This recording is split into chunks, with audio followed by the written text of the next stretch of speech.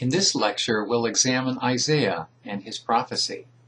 I'd suggest this title, Oracles from the Holy One of Israel. Isaiah has several features which set it apart from the other prophetic oracles. One is its sheer size. In terms of books of the Bible, only Psalms includes more chapters. It's also interesting to notice in the New Testament which books of the Old Testament the writers draw from. There are 411 quotes or allusions in the New Testament which refer back to Isaiah. The writers of Old Testament survey make this observation. In some respects, Isaiah is the theologian of the Old Testament. It's interesting also to notice that in the Qumran community, a little bit before the New Testament era and contemporaneous along in that time frame, we find that they had 15 manuscripts with containing Isaiah, and that's highly unusual. Only the book of Deuteronomy had a greater representation. Now, we're not talking about one copy of Isaiah that was broken up into 15 pieces. We're talking about 15 different manuscripts that were presenting Isaiah, either in part or in full. Here's a sample. 1Q Isaiah A is the name of this particular document, and it begins approximately in Isaiah 28, verse 24.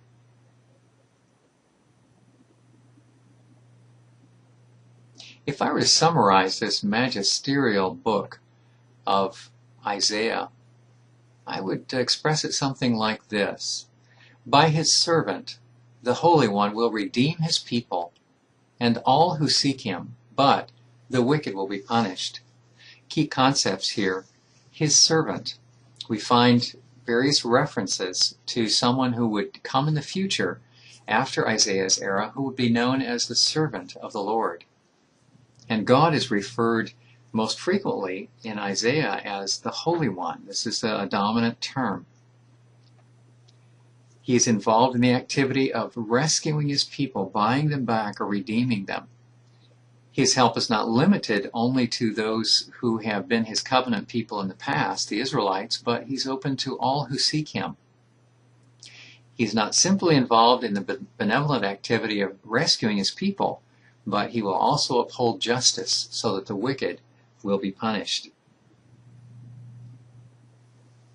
Let's turn to the historical context and examine what kinds of things were going on in the time frame of the ministry of Isaiah. We estimate that the time frame of Isaiah was roughly 740 to perhaps as late as 681 BC. 740 will mark the death of the southern kingdom king Uzziah, southern kingdom of Israel. And you may recall that in chapter 6 of Isaiah, we have this vision of God which took place in the year that King Uzziah died. That would be 740 BC. 681 refers to the year that Sennacherib died. And here we're thinking of a mention that we find in Isaiah. It's chapters 36 through 38 reach into this segment. Particularly chapter 37 refers to the death of Sennacherib. Sennacherib was the king of Assyria, one of the kings during Isaiah's era. So if Isaiah was alive at that time, then indeed he would have been ministering as late as 681. Let's turn to the political climate and examine what was going on first in the northern kingdom of Israel, and then we'll get to the southern kingdom. And this will impinge on the external nation, particularly Assyria. That's the big player on the international block at this time. First, we'll note Pekahiah, king of northern Israel. You can see from his regnal dates 742 to 740 that he would have been just on the front end of the beginning of Isaiah's ministry. Scriptures note that Pekahiah was wicked. He was son and successor of Menachem, and after a brief 2-year reign, he was assassinated. Pekah follows Pekahiah, similar name, but not a relation. He was known as the third man in Pekahiah's war chariot, so he had a position of trust within Pekahiah's kingdom. But he was a wicked individual, and in fact, he came to rule by murdering his own king, Pekahiah. During the period of his rule, 740 to 732, there was a strategic alliance which northern Israel, going by the name Ephraim, formed with Syria, known as the Syro-Ephraimite coalition. The dates of this 734 to 732. We'll come back to this later, but here's the broad brushstroke of the Syro-Ephraimite coalition. You've got Pekah as king of northern Israel, and then you have Rezin, who is the king of Syria. They are tired of being under the thumb of Assyria, capital Nineveh, far off to the east. They respond by throwing off the traces, by resisting cooperation. Perhaps they stopped sending tribute, taxes off to Nineveh. And they were interested in bringing King Ahaz of southern Israel into this coalition, but he didn't think it was a very good idea. Consequently, these two, Pekah and Rezin of Syria, are going to pick on Ahaz in Jerusalem, put pressure on him. So it's sort of like a civil war in a sense, with an outside ally, Syria, beefing up northern Israel's attack against the southern kingdom. So that's known as the Syro-Ephraimite coalition. 734 to 732. And that'll be happening during the reign of Ahaz in the south. Ahaz is going to respond to that by summoning help from Assyria. So he'll strengthen his alliance with them. Tiglath-Pileser III is still the leader of Assyria at that time. And he will come into the neighborhood and squash Damascus. That would be where Rezin and the Syrians hold their capital. He will respond furthermore by attacking the northern kingdom. Interestingly enough, archaeologists have discovered in Hatzor, one of the towns of that area, a particular stone jar that has the inscription for Pekah, and it would have contained some oil.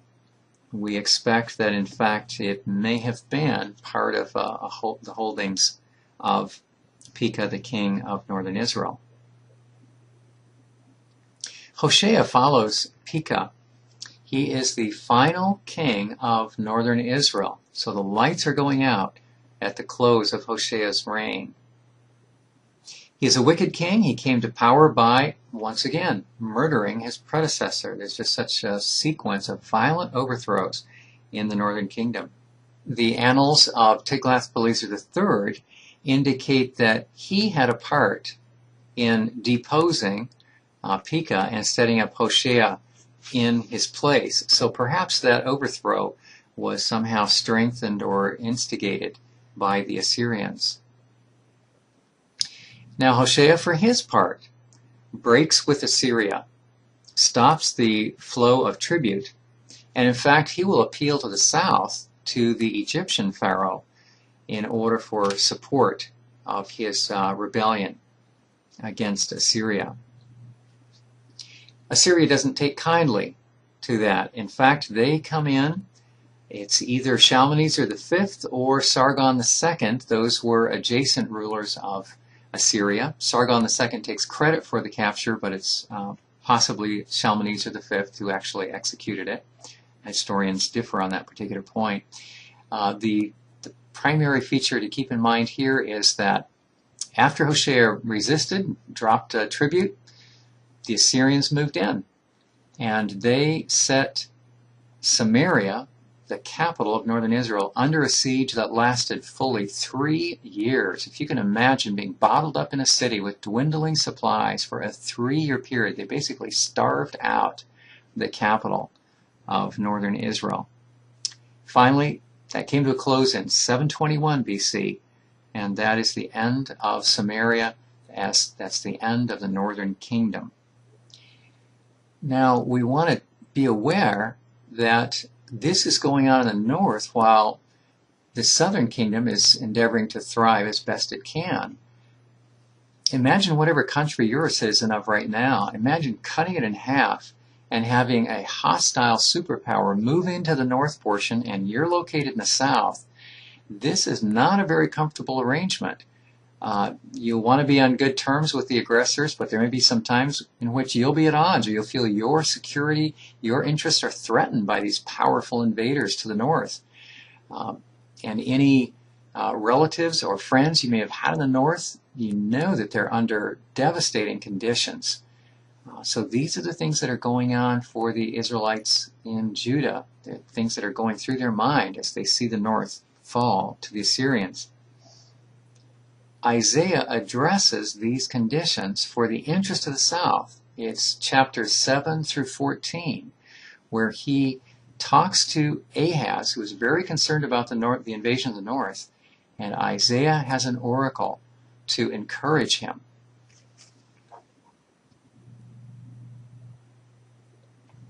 Let's take a look at some of the same information, just briefly see it in chart format in these columns. Column third from the left is the Israelite prophets. You see Isaiah located there in the middle. He's italicized to indicate he's primarily serving the south, southern Israel. Kings are listed in column 4 there just to the right. Pekahiah would be the first king of northern Israel. They would overlap with Isaiah's ministry. Incidentally, before continuing with that, if you noticed Isaiah beginning roughly 740, if we go up the chart, we'll find Amos operating from 760 to 50. He has just finished a little before. Hosea overlaps with Isaiah's ministry. So these were operating in the same time frame. And Micah also overlaps significantly with Isaiah. So these are some of the other players on the scene in terms of prophetic ministry. So we see Pekahiah with his 2-year reign, followed by Pekah, who is then overthrown by Hoshea, beginning in 732 and wrapping it up in 721, when either Shalmaneser V or Sargon II lead the Assyrians in. You can find that story in 2 Kings 17. On the far left column, we see the leaders of the Assyrian Empire. And we discover that Tiglath-Pileser III is the first ruler that would overlap with Isaiah's reign. Then Shalmaneser V, Sargon II, and finally Sennacherib. Even Esarhaddon is named in Isaiah's oracles, but Sennacherib is the last major player affecting Israel from the Assyrian side. Let's back it up to Sargon II in 721 and explore just a little further what's going on there. This bright green area gives you an idea of how expansive was the Assyrian Empire in Isaiah's day. See the capital roughly central there in Nineveh. So when troops moved in, they would come roughly across the top and down in through Tyre, or perhaps just a little bit under this area into Syria, and then on to Palestine, to Israel. Sometimes reaching as far south as the outer reaches, the northeast section of Egypt. To the northeast of Nineveh, capital of Assyria, is Dur-Sharrukin, or Khorsabad, and we're going to focus there on Sargon II. This was his capital. Sargon II came to power in 721. This is known as a Lamassu, and it was found by excavators in Khorsabad, in the palace area of Sargon II. You can see it now in the Oriental Institute Museum in Chicago. Majestic piece. To get an idea of the dimension, here's what it looks like if some seminary students are in front of it. Just an enormous, enormous piece. We're focusing on Sargon II. This is a bas-relief, again, from the Khorsabad Palace, showing the ruler in a chariot. You see a bit of an umbrella, a sunshade for him. He's passing through some forest with some majestic steeds that are leading his chariot, pulling his chariot. This is just one of a number of bas-reliefs that you can see from Sargon's palace, currently housed at the Oriental Institute in Chicago. Let's turn our attention now to the southern kingdom. Uzziah is the first southern king named in Isaiah's oracles. Sometimes he goes by the name Azariah. And there you see him listed on the chart. His name means Yahweh, the covenant God of Israel, has helped, or is my strength. This is a long reign, a 52-year reign. His father, Amaziah, was successful against Edomites. There was considerable expansion under his father, Amaziah.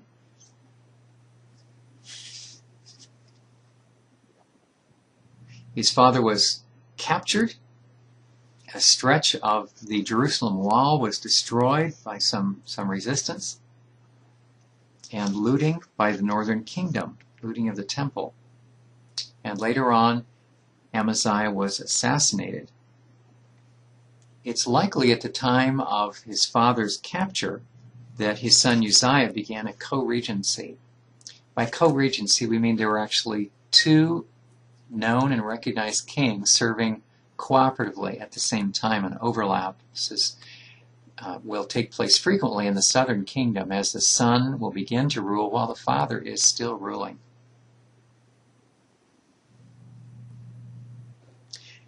Uzziah was a godly king for the most part, but there was a time when he seized priestly prerogatives by daring to offer incense, and that should have only been a priest carrying out that activity. And he was supernaturally punished with a rapid case of leprosy and forced into seclusion as a result. Here's the reference that may be familiar to you in the beginning of Isaiah 6, describing this major event, the death of a prominent and long-standing king of the southern kingdom. There are some traditions, incidentally, that suggest that Isaiah himself may have had relations in the court, perhaps a nephew of King Uzziah. This is not established, but it is a possibility. And that sort of relationship may explain why he is very at home in the Jerusalem framework, in royal monarchical circles.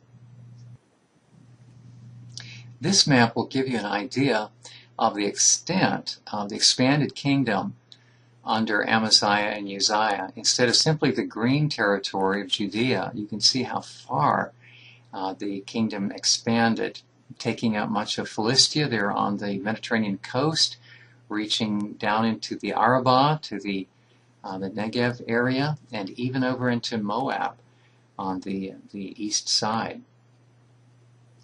This means that at the death of Uzziah, this could have been a very traumatic time, potentially losing a leader who had expanded territory and was quite stable with a long reign. Here's an interesting archaeological artifact. It refers to Uzziah, although this particular inscription does not date. It's much, much later. It reads, "Hither were brought the bones of Uzziah, king of Judah, not to be opened." It dates, as you can see on the right there, to the 1st century A.D. and was found just a little bit to the east of Jerusalem in the Mount of Olives. In case you've picked up some Hebrew, you might see that this letter represents Uzziah. That first letter would be an ayin, and then moving on through the remaining letters of Uzziah. Melech, so Mem Lamed Kaf, representing king, and then Yehudah. The Hays look a little more like Chetz with a full closure of the upper left corner, but that's the way this particular scribe was making the incisions.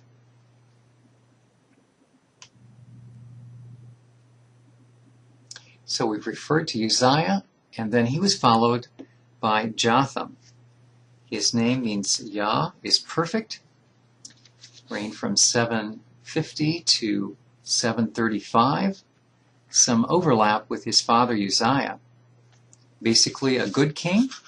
He built the gate of the temple and contributed some fortification to the land of Judah, subdued the Ammonites. After Jotham, we encounter Ahaz. There's also a period of co-regency that's going on here as well. Jotham may have reigned as late as 732, even though the screen there says 735, so some years of overlap with Ahaz. Sometimes Ahaz goes by the name, incidentally, of Jehoahaz.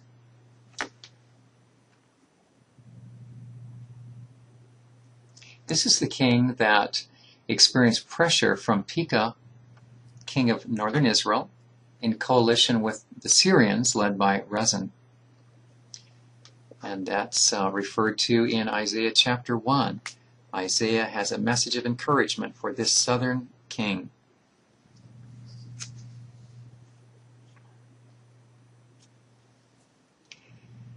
Ahaz responded to that pressure by reaching out to Assyria. Assyria comes in, trounces Damascus, the capital of Syria, so Rezin is taken out of the running. And something very interesting happens in Ahaz's relationship to his rescuers, the Assyrians, at this time. He sees an altar in Damascus, and he's taken by this shape, this particular design, and insists that a replica be built in the temple complex at Jerusalem, actually displacing the traditional bronze altar that I suppose would have dated all the way back to Solomon's era. So this is a very significant concern. It indicates that Ahaz is imitating worship patterns that are instigated by the Assyrians. We don't know whether this was mandated. There's no indication of that. The way the biblical account unfolds, it just sounds like Ahaz thought that it was a pretty fine design and voluntarily replicated it. Hezekiah follows Ahaz. Hezekiah was Ahaz's son. There is a period of co-regency on both sides, so that Hezekiah overlaps with his father, and then he will also overlap with his son, Manasseh. Hezekiah executed a significant reform at approximately year 715, and that would represent the first year that he was operating on his own, the end of Ahaz's life. A significant step by Hezekiah. At that time, he purified the temple, he reaffirmed the covenant of his nation with God, revived the Passover on a very grand scale, destroyed high places, broke up a bronze serpent, which had been an object of worship. A little later, it will be Hezekiah, when there's a transition in power in Assyria. Sargon II dies in 705, and Sennacherib comes to power. So in that passing the baton, it's typical that other nations would rebel, would try to cast off their obligations of sending taxes.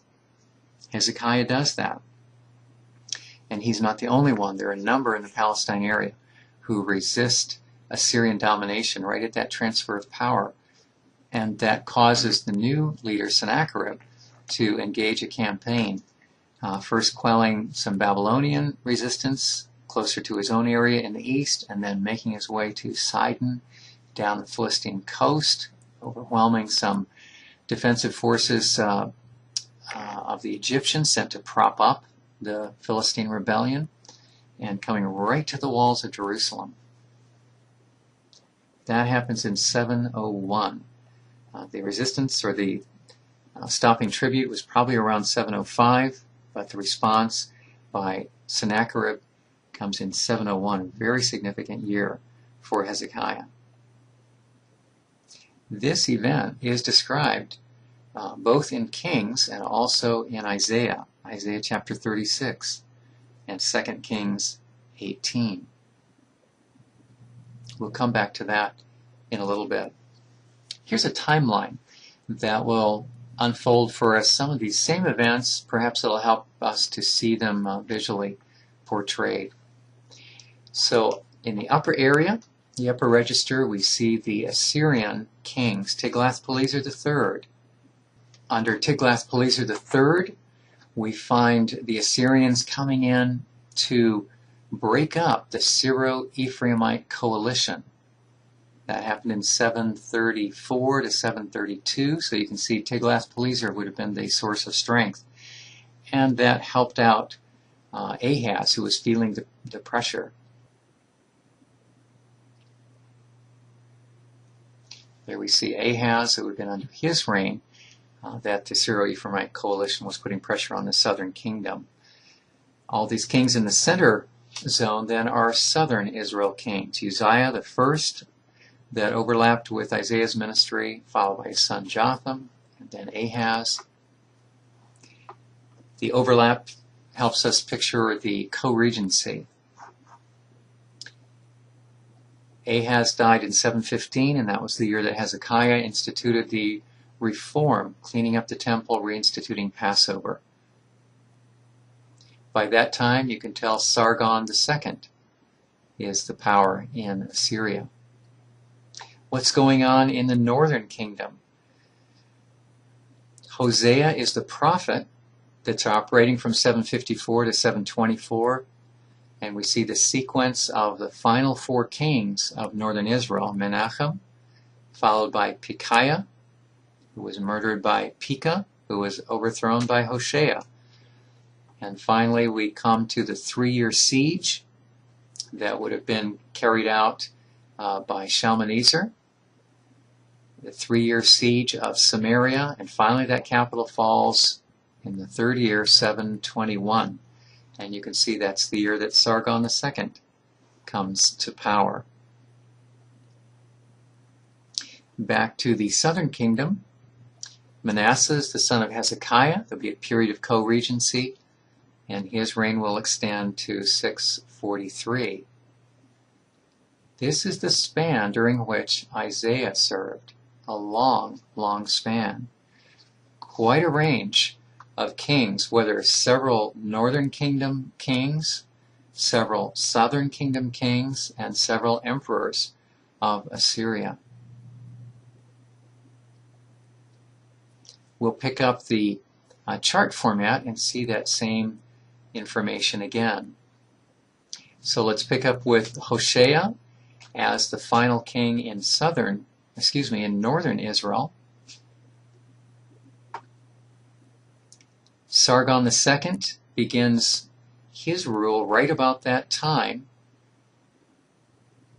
followed by Sennacherib. Sennacherib is the one who will execute a campaign intended to bring back under Assyrian control territories such as Sidon and Ashkelon, Ashdod, Ekron, as well as Jerusalem. Hezekiah is the southern Israelite king who is part of the resistance that's thrown off the traces of Assyria, and Sennacherib is going to wage war to reclaim that. He is partially successful.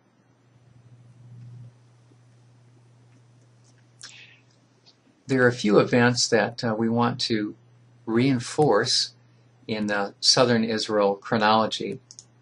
So, for example, under Ahaz, in the time frame of 734 to 732, he had to resist that Syro-Ephraimite coalition. You can read about it in 2 Kings 16.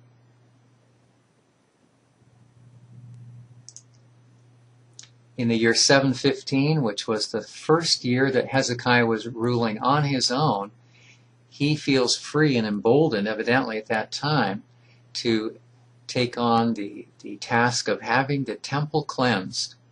2 Chronicles 29 tells that story.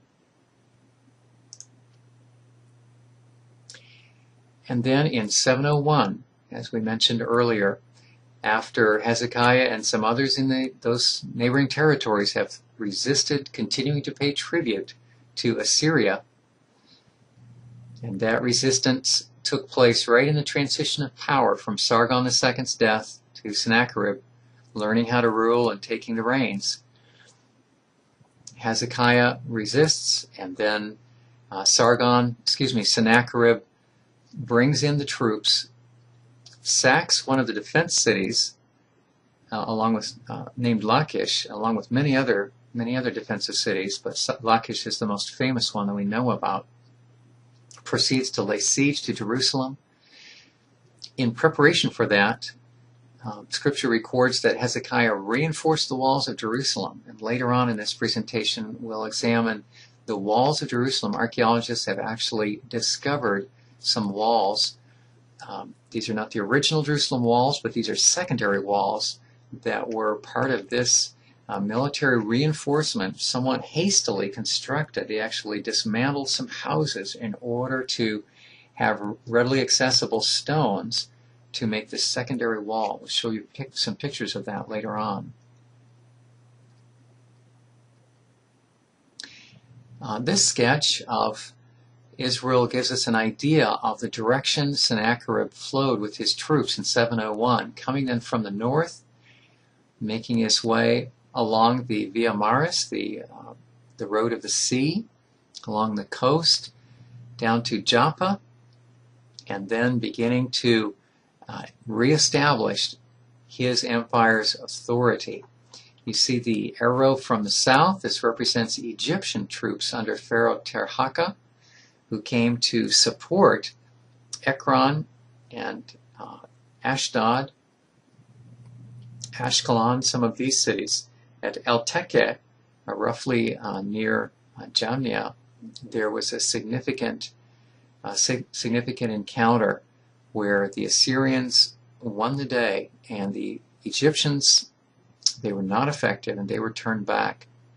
From that point, then the Assyrian troops moved to Lachish, and this is the defense city. Excavations have uncovered the defenses of Lachish, some resources, some stores that were there to resist a siege, but it was not sufficient, and Lachish fell, and from that point the troops moved in to the northeast and laid siege to Jerusalem.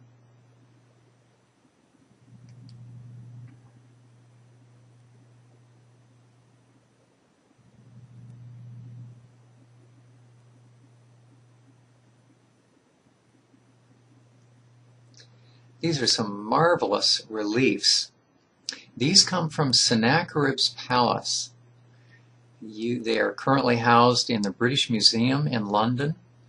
These are reliefs of Lachish, that fortified town. It's somewhat stylized, so you have to get used to the way it's presented. But let's take a look at several of the features here. First of all, notice what's in the blue circle. Let me remove the circle so you can focus on that. What we find there is a tower. We find some embattlements here. We see an archer with his bow pointing at the warriors that are attempting to attack in this region. Notice in the lower region, here we have people leaving from a gate with bags over their shoulders.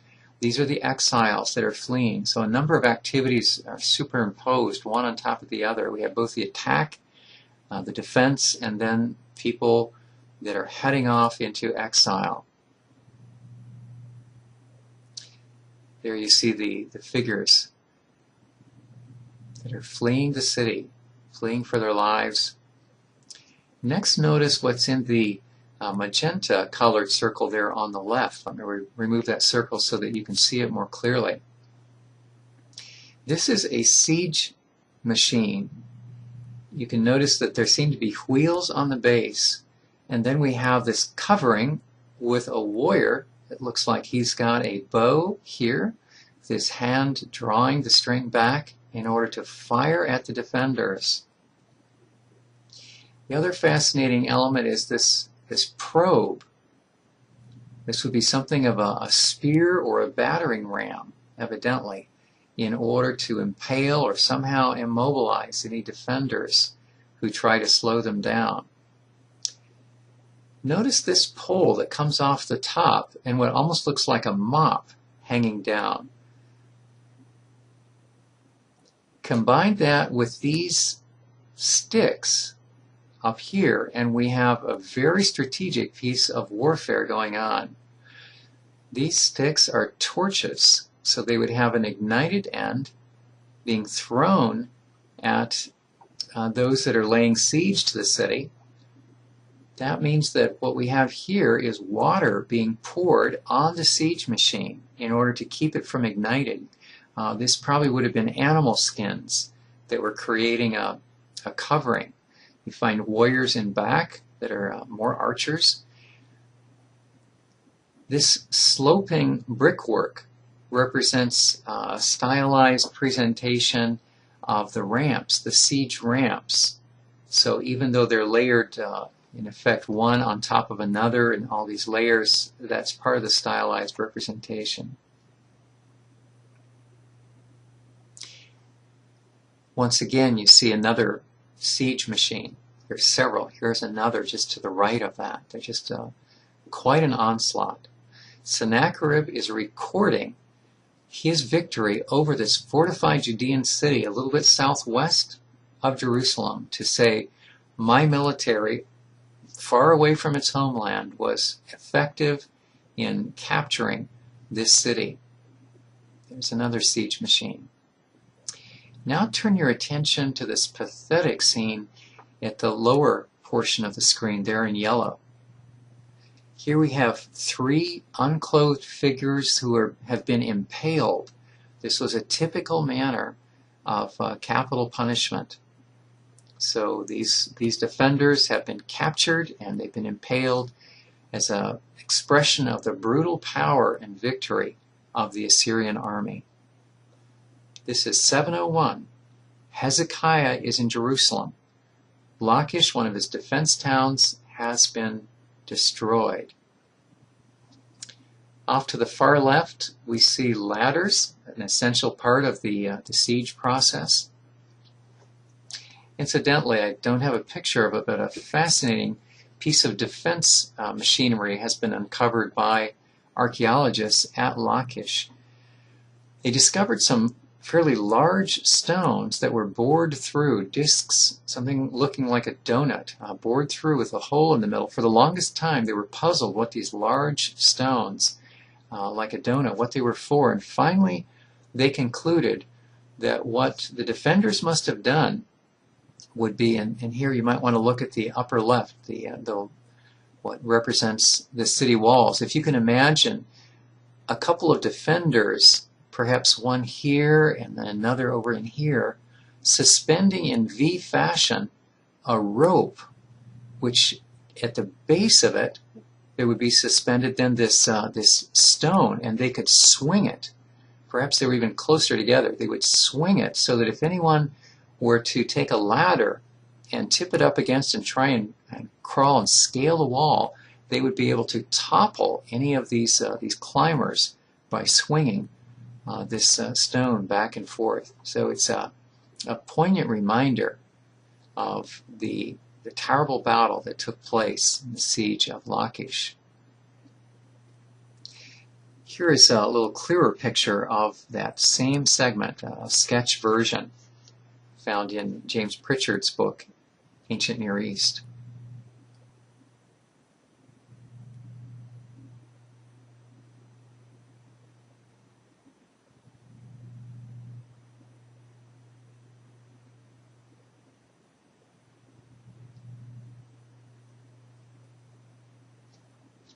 Here we find Isaiah recording this particular event King Sennacherib of Assyria came against all the fortified cities of Judah and captured them.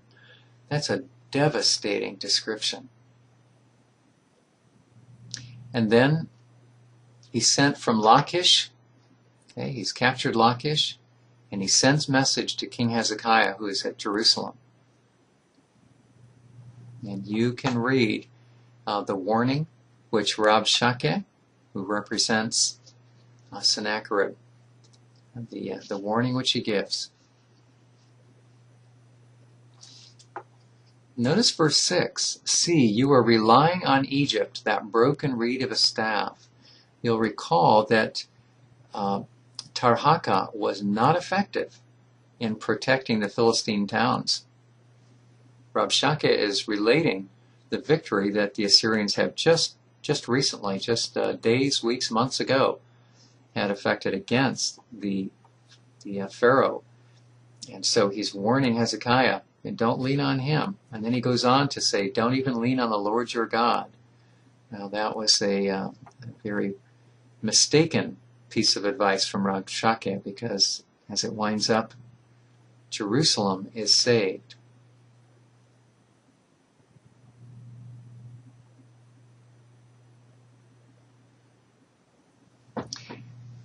This is known as the Sennacherib Prism. It's written in cuneiform, and it's telling this battle campaign from the perspective of Sennacherib. It includes mention of the siege of Jerusalem that's described in Isaiah 36. Here you can see a close-up of the beautiful cuneiform writing. This is what Sennacherib describes.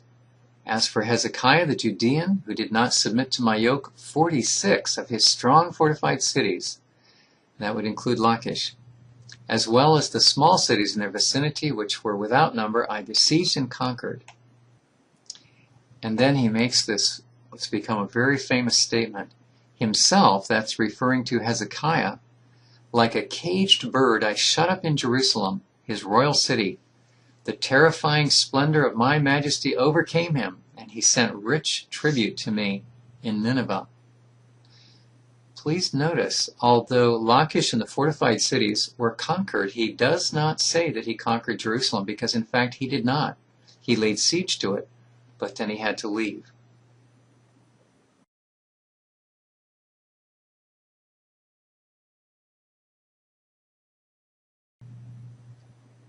And here's the description of that in Isaiah 37.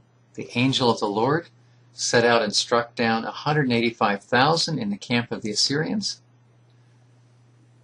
And then King Sennacherib went home, and when he was home, one of his sons, Adramelech, together with Sharezer, killed him with the sword and then escaped. Esarhaddon succeeded him, and we know Esarhaddon in 680 as the next ruler of Assyria.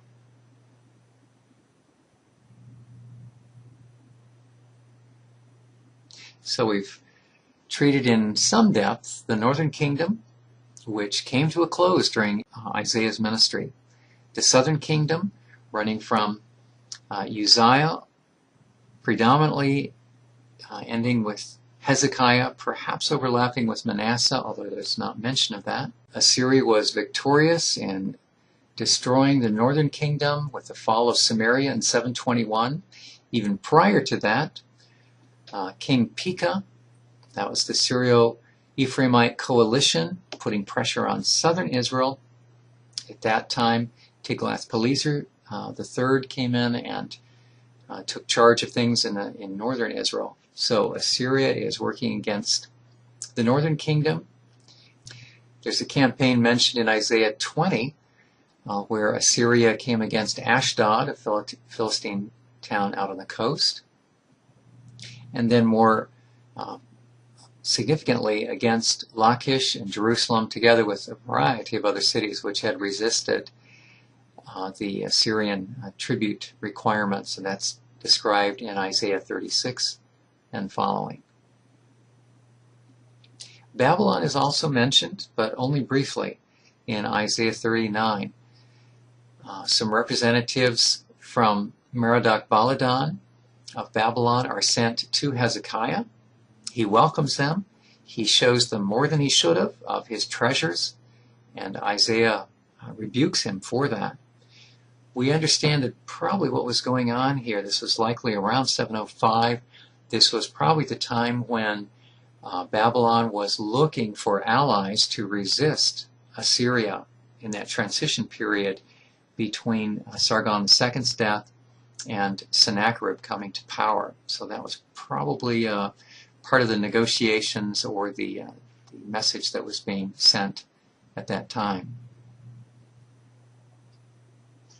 Here you see a description of these envoys coming to Hezekiah. Isaiah 39.